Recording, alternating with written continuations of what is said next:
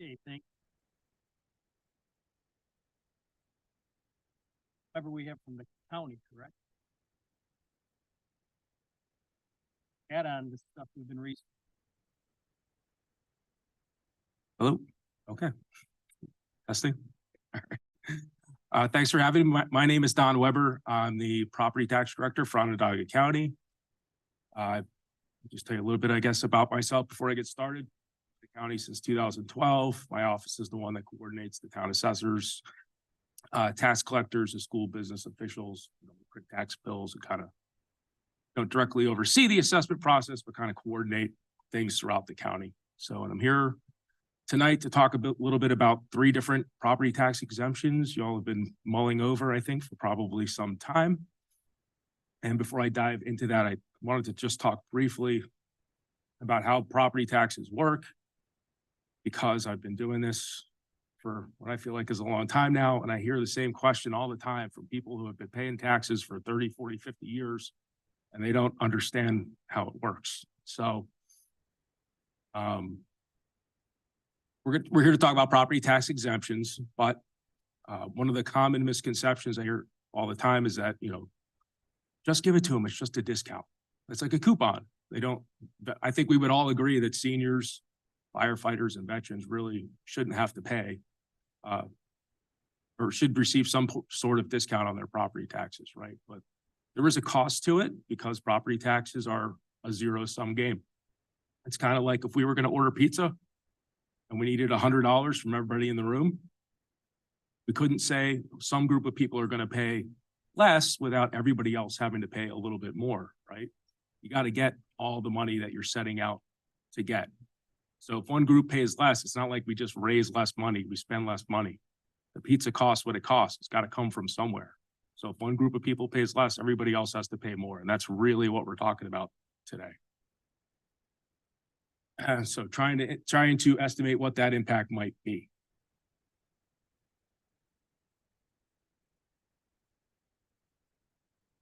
Put it upside down. So these property tax exemptions are all allowed under New York state law, but they've got to be adopted by the individual counties, towns, and school districts. So New York State is a home rule state. We're very much into letting our local taxing jurisdictions make their own rules locally. So New York State said, hey, you can do this. Now it's up to you to decide if you want to do this. So the 3 exemptions we're going to talk about are the senior citizen limited income exemption and persons with disabilities exemption. Those 2 kind of go hand in hand. And there's an exemption for military veterans, and there's an exemption for volunteer firefighters and ambulance workers.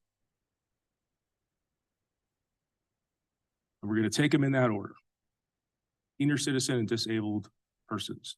So we have this exemption on the books already for town and county taxes. And the previous income limits on the left there, it's a sliding scale exemption. So depending on what the household income is, determines what % exemption is applicable to the property. The previous maximums, those maximum income limits haven't been increased since 2006. So, and that was because New York State didn't allow the local municipalities to increase them until just last year. And the county, Onondaga County, has increased their income limits for your county taxes, not your school taxes, to the box on the left there. So the current income limits, or the box on the right, excuse me, the box on the left, if you make less than $29,000, you're going to get 50% exemption. If you make between $36,500 and $37,399.99, you would get a 5% exemption. And if you look at, you go to Google, say what was $29,000 in 2006, what is that worth today?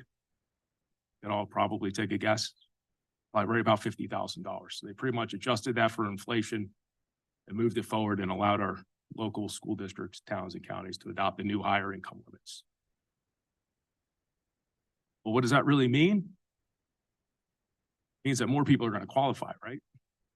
So what's the fiscal impact of doing this? The district is going to raise the same amount of money, right? We're just going to get it from other folks. So if you give senior citizens an exemption, It means everybody else is gonna have to pay a little bit more, right? Just like the pizza example. We need to try to figure out, well, how much exactly do we think it might cost everybody else if we grant this exemption to our seniors? The problem is, if you look at the last bullet point on this slide, it's impossible really for us to know how many new people would qualify because we don't have income data on these seniors. We don't necessarily know who is over age 65, which property owners are over age 65. And on top of that, we don't know what their incomes are. So how could we possibly know what giving them a 50% exemption is going to do, right? So we have to kind of do our best guess. There were 2 towns in the county last year that adopted those higher income limits, the town of Salina and the town of Manlius. And their exempt amounts increased. The amount of individual exemptions went up over 60%, individual people, households that qualified. And the exempt amount went up about 80% just in that first year. You got to imagine there's probably a few people out there that didn't know about it, late to the party, whatever, that will kind of trickle in as the years go on. So here's the breakdown, the number of exemption increase and the exempt amount increase. If we wanted to be conservative, what I did is just assumed for CNS, the amount of the exemptions would double, right? So you had some senior citizen exemptions last year were worth $75.9 million. To be conservative, we just said, well, what would happen if that doubled? What would that do to your tax rate? What would everybody else have to pay? See the 3 towns that make up the school district right there. Now, the first column is the number of parcels, the number of exemptions in each town, the taxable full value, and then the exempt amount to the senior citizen. This is the actual tax apportionment for the CNS school district for 2023. We added up all the school tax bills that got printed and mailed, $101.7 million. There's how it got distributed amongst the 3 towns based on their taxable value. But no matter what happens, we got to raise $101.7 million. This is just a matter of who's paying it, right? So we're not going to raise less money if we grant a new exemption, shifting the tax burden onto the other property owners. Right? You can see the full value tax rate for the district there on the right, 18.4854, which is not too bad, by the way. Right in the middle of the pack, pretty good. So if we lost 75.9 million more in taxable value, what is that going to do to our tax rate? So we can do that same analysis here and just assume that we lost another let's call it $76 million in taxable value. You can see the tax rate on the right went up to $18.74, up from $18.48. So 30 cents per thousand of assessed value. What does that mean? It means roughly that equates to 25 cents, let's call it 26 cents for every 1,000 that your property is worth. So if you have a $100,000 property, it's going to cost you an extra $25.85 a year. If you have a $400,000 property, it's going to cost you an extra $103.39 in school taxes every year if you were to lose $76 million in taxable value.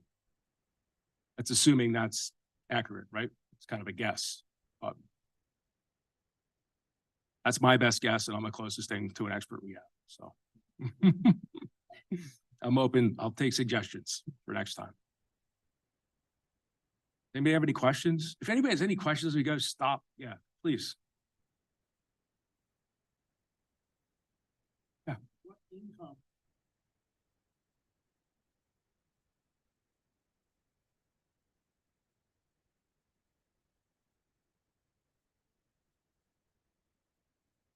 The exemption is a percent. So if you a 50% exemption, if you have a $500,000 house, you're getting a $250,000 exemption.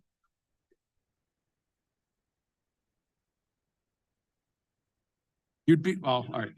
Okay, so if you have a 200, okay. So interestingly, this year in the 2023 state budget, what counts as income got changed. So prior to this year, to simplify it, everything was income. If you found $5 on the sidewalk and stuck it in your pocket, they're counting it as income. This year, the state changed it to try to match it up a little bit more closely with what they count as income towards the STAR exemption. So it's your federally adjusted gross income plus Social Security minus taxable IRA distributions. And if you did adopt this exemption, you would have the opportunity, again, a local option to kind of pick your flavor. So what qualifies as income? So the school district would get to pick. Do we want to add in Social Security or not? Do we want to subtract taxable IRA distributions or not? Which is good because it gives you a level of control. But from my perspective, it's kind of bad because you've got one school district doing one thing and the one next door is doing something else and the one next door is doing something else. And for county purposes, the county's doing something completely different potentially. You know, so I kind of like everybody to be on the same page, but I guess if it were that simple, you wouldn't need a guy like me, right? So that answer your question or? Better Social Security, right? Federally adjusted gross income minus taxable IRA distributions plus Social Security,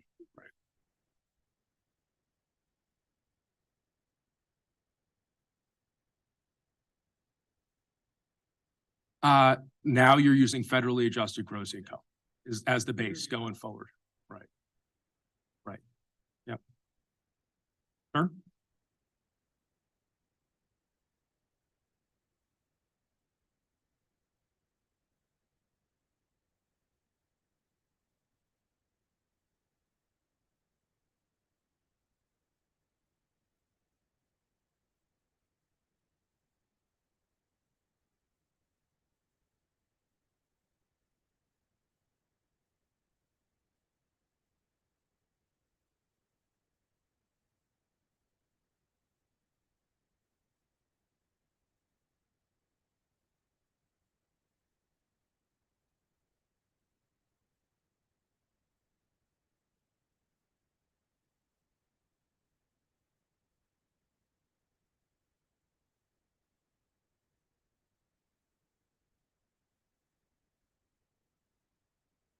I believe you, but this is New York.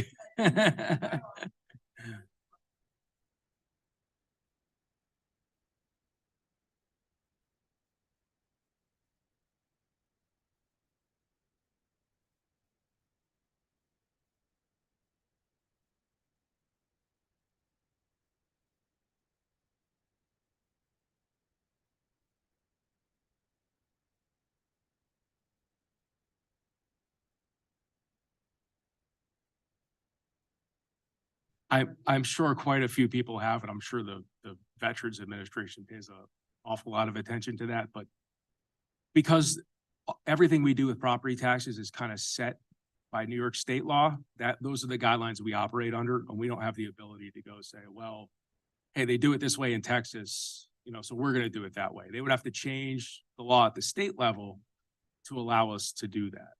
And right now, that's not on the table. So that's not up for discussion today, unfortunately.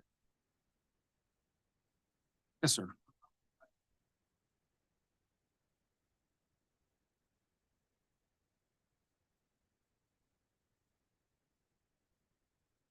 You're based on which term? Right. So, well, that's what I was basing it on. I think there are a handful of towns who have gone ahead and adopted it for this coming assessment role, but we wouldn't be able to know that those folks are still applying. It wouldn't take effect until, right, because they may have just adopted it, but it wouldn't take effect until the next tax bill goes out, which would be next.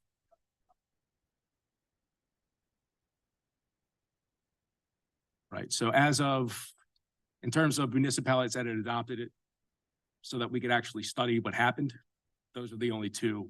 So a small sample size, but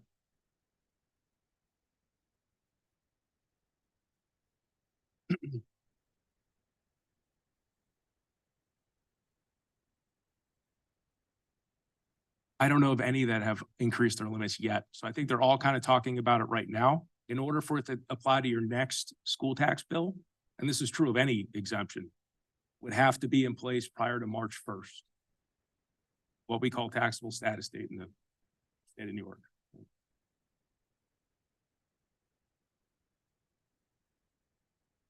So that was our senior. That was my little senior fiscal impact. I'll move on to step 2, veterans. I did the same thing with the veterans exemption. Again, you're going to see the school district isn't going to lose any money. We're just shifting around who's going to pay it. Veterans are similar in that the count are a little bit easier to identify in that the county and town already allow veterans exemptions. I think most people know, I'll say it anyway. Most people get 2 tax bills a year. Unless you live in you're lucky few that live in a village and you get 3, but most people don't live in a village. So you pay your town and county taxes in January, and you pay your school taxes in September. Veterans already are eligible for property tax exemptions on their town and county bills. They're already getting discounts on their exemptions on their January town and county bills. This would allow it to also apply to your school taxes. Yes, sir.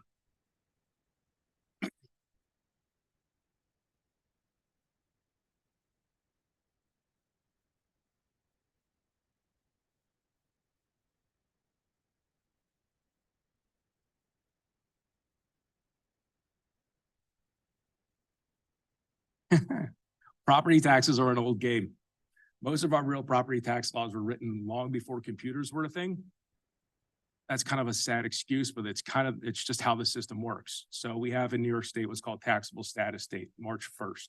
Every assessment roll is its own animal. So every year, the town assessor has to file an assessment roll that contains an assessment for all the real property in the town, independent of what was there last year. Property is assessed as of its ownership and condition on March 1st. There's a house there on March 1st, you're getting assessed as if there's a house on March 1st. The house burns down on March 2nd, you're still going to pay taxes based on a house because there was a house there on March 1st, right? So the assessor files that assessment roll tentatively in May. Then property owners have the opportunity to grieve, go challenge their assessments, and they might be successful or not. That roll becomes final in July 1st. And then you can take that roll and you can start extending taxes against it. So that final assessment roll then gets used in September to print school tax bills. It gets used again in January for the town and county bills. All this time, the assessor's working on the next year's assessment roll, right? And then that roll gets used again for village bills in June. All the while, the assessor's preparing the 2025 assessment roll for the next year. So the assessment roll is a static thing. That's why there's so much lag in between when properties, exemptions have to be in and when the bills actually go in the mail. That kind of hopefully that made sense. So there are 2 school districts in the county that allow the veterans exemption, only 2, West Genesee and Lafayette, but they both allow it at a much reduced rate. I got a couple slides in here about how the exemption works. This is just general FYI. The basic, what we call the alternative veterans exemption, is a 15% exemption up to a cap of $36,000. So if you have $1 million house and you're a veteran, you're not getting 15% exemption because it's capped at 36,000. So 15% or 36,000, whatever's lower. The veteran served in a combat zone, they would get an additional 10% exemption. Again, there's an extended cap up to 60,000 total for the 2, wartime and combat. And then there's an additional exemption for disabled veterans that is equal to half of their disability rate. So 100% disabled veteran would get an additional 50%. So potentially 75% total, 15 plus 10 plus 50, 75% exemption for veteran, 100% disabled veteran. And this applies already to your town, county, or to your town and county taxes in most towns. But again, the West Genesee and the Lafayette school districts cap this at 6,000. So significantly less. And that's an option. So we know who has this exemption on their town and county bills. It's a little bit different than the seniors. That was a guessing game, who might qualify, who might not. If you're a veteran, odds are pretty good you already have this exemption on your town county tax bill. So we went and looked at those folks and said, well, if you have it on your town and county bill and you live in the CNS school district, what would happen if we turn that exemption on for school taxes? Well, and you can see the number of exemptions is pretty high, but some parcels have more than one exemption. That's currently for town and county, $113.5 million is exempt for veterans. So we did the same calculation I did before. Here's what your school tax rate is. If we were to lose $113.5 million in taxable value, what would that do to the tax rate? It would increase it up to $18.87 per thousand. What does that mean? It means if you live in a $100,000 house, you're going to pay about $39 more per year in taxes if this exemption was adopted at that level. Now the value of houses is going up, so the typical home now is probably about $200,000, $250,000. So you're probably closer to that $100 a year range.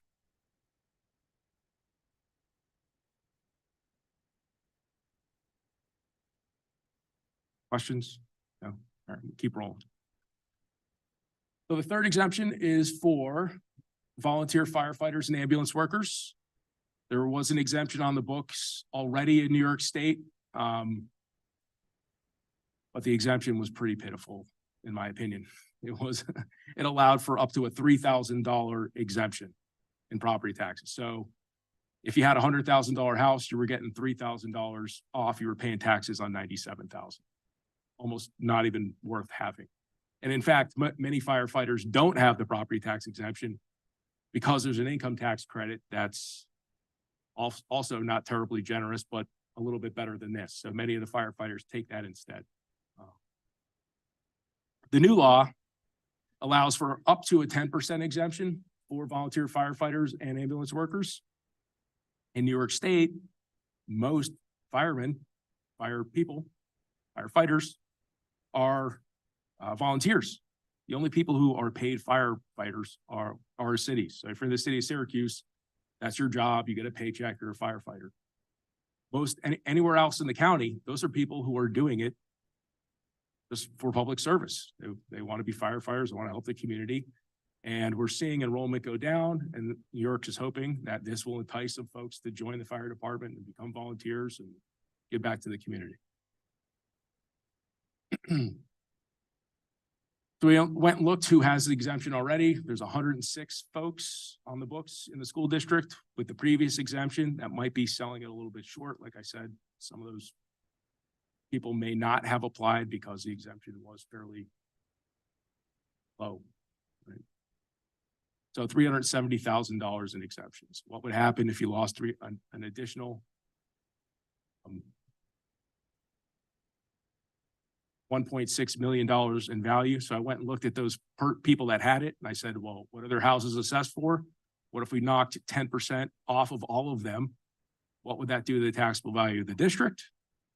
We'll lose about $1.6 million in taxable value. You can see that changed the tax rate from 18.4854, 18.4867. So we're out in the third and fourth decimal places. A huge impact. On a $100,000 house, it's going to cost the other folks who are not firefighters 12 cents a year in a $100,000 house. Person in a $400,000 house would pay an extra 50 cents per year. The exemption was adopted at the 10% level. So fiscal impact's relatively minimal for this one. So much information on our website. Yes, sir.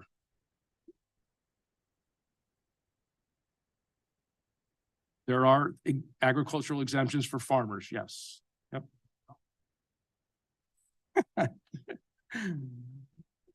Farmland is, it's a little bit more complicated because it gets capped. New York State sets an annual cap on farmland based on soil types. You have to get a soil map from the county Conservation Soil and Water Board, and they'll go out and they'll tell you, well, you got 100 acres, you got 25 acres of 1A, so many acres of this, that, and the other thing. And they'll tell you, here's the maximum you can assess any of that soil at. So $1,200. So if the assessor has it assessed at $5,000 an acre, anything over that $1,200 is exempt. So that gets capped in terms, and we have exemptions for all types of things. Churches, school districts, and if you're ever curious, our website, you can go and pull a tax bill for any property you want to look at. You can go and see what your neighbors are assessed for. You can pay your taxes online now, all kinds of neat stuff. We want to get this stuff out there so you guys have access to it. And I know, but I'm not telling. No, I'm just kidding. I don't know. No, no, I'm sure they're going to be in a pilot. They're going to be in a pilot agreement. So, I mean, that's going to be exempt. Yes, sir. Well, they have to be adopted separately. So, right. And there's options for each one. If you decide you want to go forward, what are you going to, if you want to increase the senior exemption? Yes, but do you want accounting? What do you want to count as income? What are the prior limits? Because the income limits hadn't been increased in so long, many towns exercised an option for seniors to deduct medical expenses to reduce their income, which is an awfully burdensome task for both the seniors and the property. I want to say poor property tax assessors, because nobody feels bad for them, but they've got to wade through the shoe boxes full of receipts, trying to see what qualifies to deduct as income. I've been kind of encouraging people, if you're going to increase the income limits, get rid of that. Only because with the way income is calculated now, it's higher than it used to be, and we're increasing the limits. So there's really no reason to make folks, drag their medical receipts into the assessor's office every year.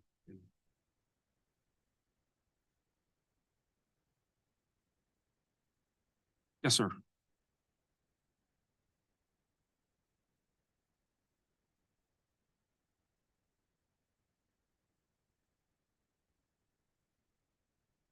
I don't know. Did you? Is that true?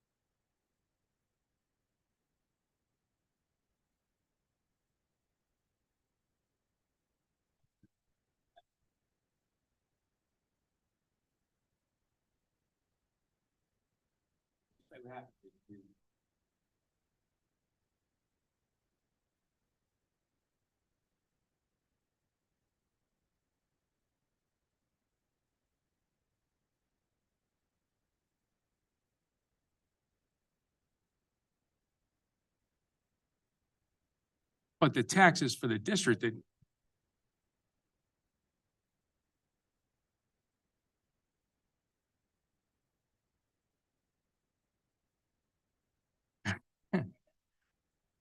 well, I think Don did a pretty good job. Oh yeah, both. Right. So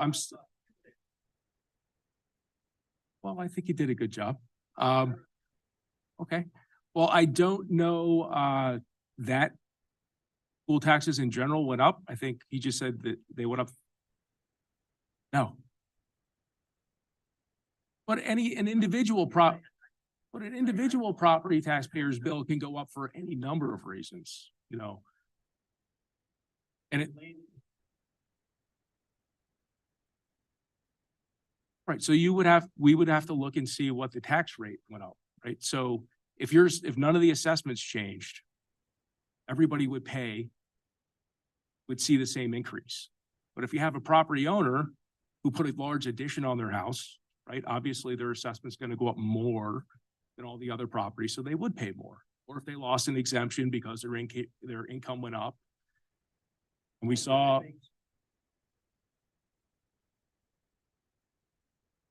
I would have to, yeah, I'm sure if I looked at it, I could tell you exactly why it happened, but it doesn't, to me, seem like the answer is the school district decided to increase taxes overall.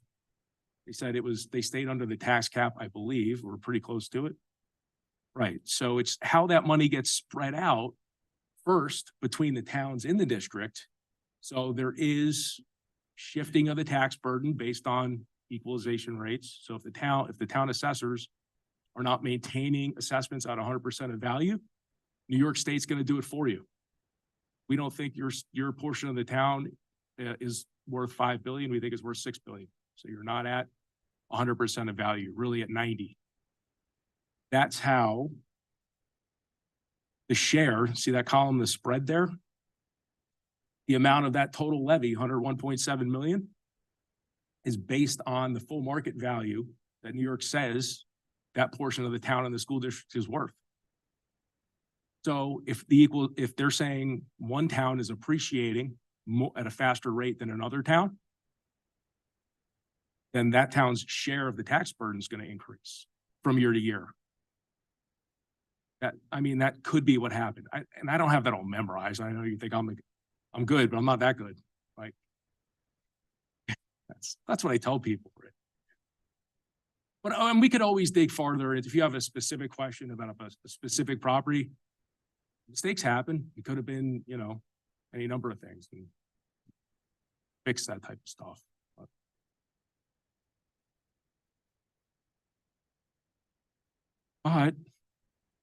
with that, thank you all for having me. Again, I work in the county, so I work for you. If you have any questions, if you get home and you think about something you really wanted to say to me, maybe you don't want to say it in front of a crowd, my phone number's on the website. Give me a call. I'm more than happy to talk to anybody anytime. And thank you again. And if you have any more questions, happy to follow up.